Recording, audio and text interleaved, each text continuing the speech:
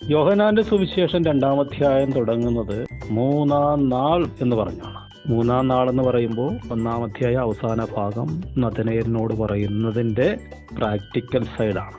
നഥനയേലിനോട് വെളിപ്പാട് പറഞ്ഞു. ആ വെളിപ്പാടിൻ്റെ സാക്ഷാത്കാരം 3-ാം നാൾ നടന്നു.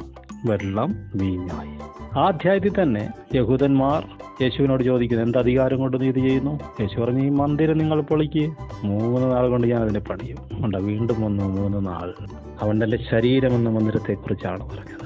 ഒത്തിരി കാത്തിരിപ്പുകളുണ്ട് ആത്മീയ ജീവിതത്തിൽ. പ്രവാചകന്മാർ, വിശുദ്ധന്മാർ സഹിഷ്ണുത, ദീർഘക്ഷമ കാണിച്ചു. പക്ഷെ ഒരു 3 നാളുണ്ട്. അതെന്തിനാണ്? നിങ്ങളുടെ ടെൻഷൻ മാറാൻ, നിങ്ങളുടെ ഭയം മാറാൻ, നിങ്ങൾ യഥാസ്ഥാനപ്പെടാൻ. വലിയ പ്രതികൂലത്തിലൂടെയാണ് കടന്നു പോകുന്നതെങ്കിൽ ഒരു 3 ദിവസത്തെ ഉപവാസം പ്രഖ്യാപിക്കുക. വ്യക്തിപരമായിട്ടങ്ങ് ഉപവസിക്കുക. ആത്മഹത്യ ചെയ്യേണ്ടി വരില്ല, ഭയപ്പെടേണ്ടി വരികയില്ല. പാപം നിങ്ങളെ ജയിക്കുകയില്ല. ദൈവം നിങ്ങളെ യഥാസ്ഥാനപ്പെടുത്തും. 3 നാൾ യേശുവിനോട് കൂടെ.